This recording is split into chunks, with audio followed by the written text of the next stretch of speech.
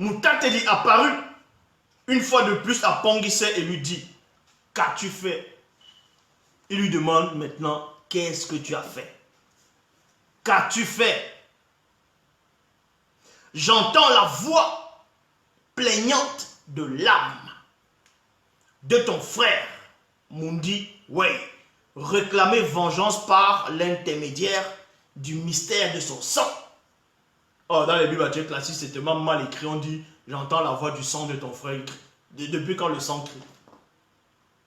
Hein? Après, dans Lévitique, on dit, non, le sang, c'est comme l'âme, c'est lui, son âme. Non, le sang, ce n'est pas l'âme. C'est une représentation symbolique.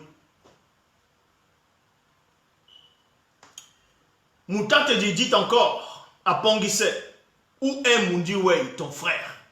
Quand il disait où est Mundiwei, ton frère, où est Abel, ton frère, ça ne veut pas dire qu'il ne savait pas où il était. Hein. Il savait. Mais il voulait lui apprendre quelque chose à Caïn. À quoi Pongissé répondit, je ne sais point dans quelle dimension de l'après-vie il se trouve. Il y a point ici. On s'arrête dans le point. Pourquoi Caïn a répondu de cette façon à Moutatedi en disant, je ne sais point dans quelle dimension de l'après-vie il se trouve. Parce que Caïn savait qu'il y avait plusieurs dimensions. Maintenant, il se dit, vu que Abel, son frère, a néanmoins tué un être vivant,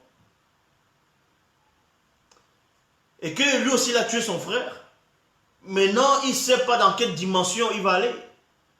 Est-ce qu'on va toujours retenir sa faute de l'animal qu'il avait tué? Parce que quand Abel tue l'agneau, cet animal-là, l'animal aussi réclame vengeance. Hein? L'animal réclamait vengeance. Eh oui. Vous pensez que l'animal était d'accord pour qu'on le tue? Ah non. Et c'est là où maintenant, suis-je son entité protectrice, moi? Point d'interrogation. Il dit, mais attends, tu me demandes tout ça, est-ce que c'est moi son entité protectrice? Dans notre version, dans les Bibles, on dit, suis-je le gardien de mon frère? Oui, il est le gardien de son frère. Quand tu es le grand frère, tu es le gardien de tes petites soeurs, de tes petits frères. Oui, tu es le gardien. C'est ça la loi spirituelle. Mais lui dit ici, suis-je son entité protectrice, moi?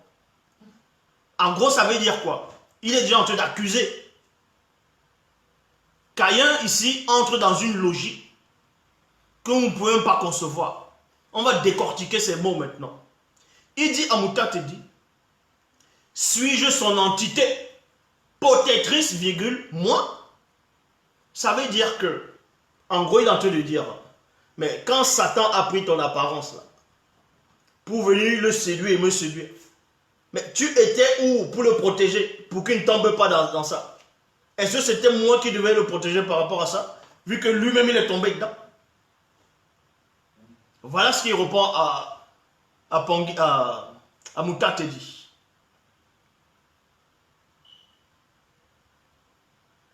Et maintenant il dit ici, maintenant, Wassé,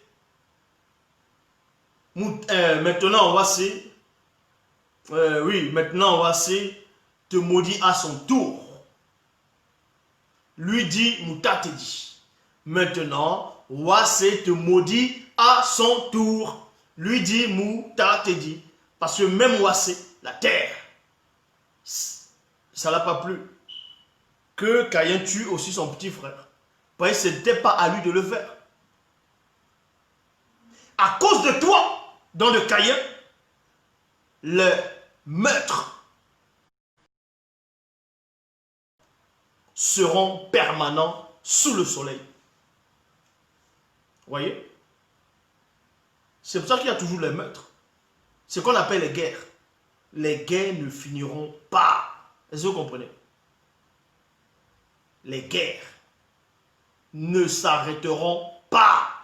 Une guerre va finir ici, Bref, ça va reprendre là-bas. Là. Ça s'arrête dans ce pays, c'est dans l'autre pays. Ça s'arrêtera jamais. Parce que Mouta Tedi, qui guide, qui intronise les initiés, a dit ceci.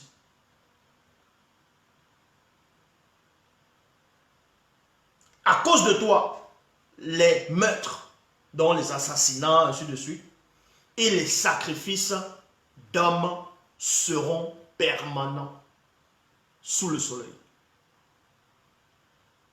Seront permanents. Parce que la porte a été ouverte. La porte a été ouverte. Maintenant, on va encore entrer plus en détail dans la conversation de Mundiwe, de Pongisse et Mouta Tedi. Donc, dans Origine, chapitre 4, dans le verset 23, il est dit ici, et à cause de Mundiwe, c'est-à-dire à cause d'Abel, toute l'animalité entière, depuis l'oiseau des régions les plus élevées jusqu'aux reptiles, et toutes les petites et grandes bêtes qui se déplacent sur le sol, et tous les oiseaux seront frappés de terreur et de tremblement devant les hommes. Point. Ils seront aussi tués par Enyengen, c'est-à-dire par plaisir, et livrés à d'horribles sacrifices. Ainsi, virgule, plusieurs tueront les animaux et les sacrifieront en passant plaire à Tété. Donc vous voyez, parce que Abel aussi a ouvert la porte de ce qu'on appelle les braconniers. Vous voyez, vous allez voir un éléphant, on va enlever ses cornes, on va tuer l'animal pour prendre ses cornes, ses défenses. D'autres vont tuer les gorilles pour prendre les mains, pour faire des cendriers. Parce que c'est Abel qui a ouvert cette porte-là, de tuer les animaux. Les braconniers, les animaux, d'autres tuent les animaux par plaisir. Ça, c'est Abel qui a ouvert ce chemin-là, qui a ouvert cette porte. Donc, toutes les portes, tout ce qui existe, ça s'est ouvert au début. Et oui. Donc maintenant, ceux qui étaient petits, qui ont grandi au Cameroun ou dans d'autres pays d'Afrique, qui marchaient avec des frondes, qui tuaient des lézards. Vous voyez le lézard, boum, lancer un caillou, le lézard meurt. Là, vous avez tué ces lézards par plaisir. Ils ne vous ont rien fait. Mais le Verbe vous pardonne parce que vous n'étiez pas dans la raison, c'est-à-dire dans une conscience, on va dire, une conscience libérée par le Verbe. Vous avez agi par ignorance. Tuer les oiseaux juste pour vous aller à la chasse, ils tuent les oiseaux, ils pêchent les poissons, ils tuent les poissons, après ils rejettent. Non. Il ne faut pas tuer par plaisir. Si vous voyez un serpent chez vous, mais vous le tuez, eh oui, c'est pas par plaisir. Vous le tuez parce que vous êtes en danger. Eh oui. Parce que le serpent, il est venimeux. Même s'il n'est pas venimeux, il y a des serpents qui t'avalent. Un serpent, un mamba, peu importe, il entre chez vous, vous le tuez. Parce que vous avez le droit de vous défendre. C'est la loi.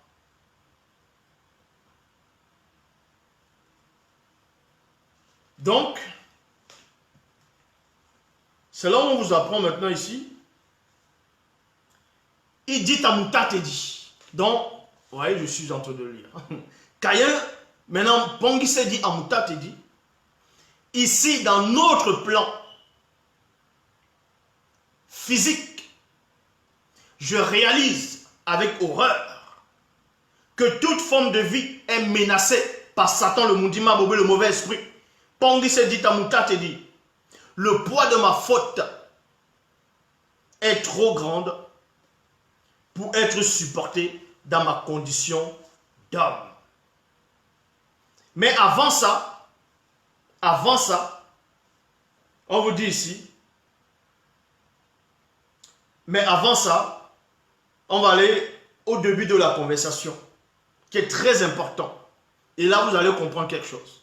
Oui, si c'est une grosse araignée, ben, si tu dors, tu es dans ta chambre, tu vois une grosse araignée, mais Tu ne vas pas dormir avec une grosse araignée, dormir avec les yeux bien fermés avec une grosse araignée dans la pièce. Elle peut venir te pondre des trucs dans les narines ou bien c'est pas bon. Tu essaies de la faire sortir, si tu n'as pas le choix, tes surveillants sont fragiles. Tu vas attraper comme ça, les pattes vont quitter tout. Ben. Maintenant, quand elle souffre, boum, tu peux la finir pour qu'elle ne sente pas trop la douleur. Ce n'est pas un crime.